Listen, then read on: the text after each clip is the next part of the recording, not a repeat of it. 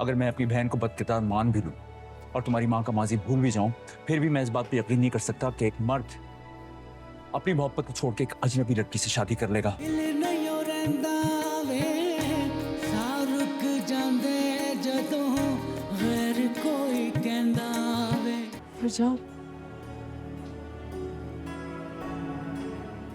बहुत खुश लग रही थी मियां के साथ।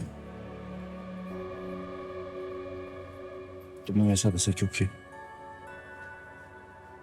माना कि मैंने अपनी मोहब्बत का इजहार नहीं किया और मुझे यकीन था कि तुम जानती थी कि मैं तुमसे मोहब्बत करता हूं, तो तुम्हारे भी बिना कुछ कहे मुझे ऐसे लगता था कि तुम भी मुझसे मोहब्बत करती थी। शायद बस मुझे ऐसा लगा, सोच के गुस्से में रहता हूं कि मैं ऐसी लड़की से बेवकूफ बना जिसके एक से ज्यादा आशिक था। मेरी दलील सुने बगैर,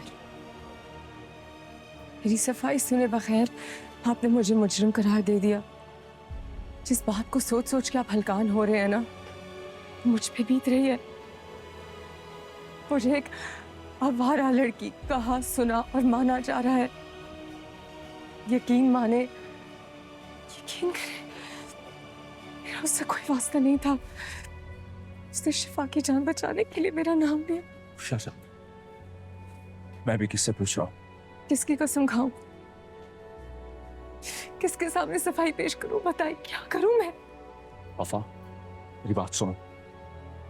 अगर मैं अपनी बहन को बदकिरदार मान भी लूं और तुम्हारी मां का माजी भूल भी जाऊं, फिर भी मैं इस बात पे यकीन नहीं कर सकता कि एक मर्द अपनी मोहब्बत को छोड़ के एक अजनबी लड़की से शादी कर लेगा।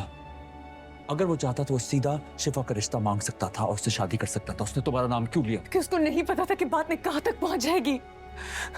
उसको पता होता तो वो कभी मेरा नाम ना लेता। वो खुद पछता रहा है। बहुत पछता रहा है। सालिस, जो अपने हाथ पे हाथ धरे बैठा रहा और तुमसे निकाह करके निकल गया। झूठ। आप मेरी सफाई सुनना ही नहीं चाहते। आप सिर्फ अपना गुस्सा और अपनी भड़ास निकालना चाहते हैं।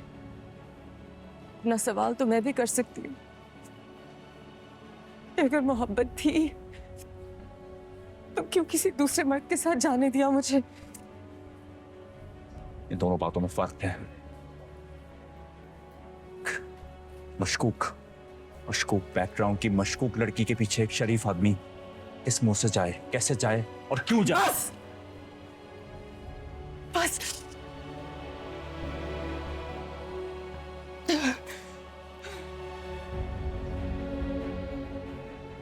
एक तंग दिल, एक तंग नजर आदमी सफाई डिजर्व ही नहीं करता।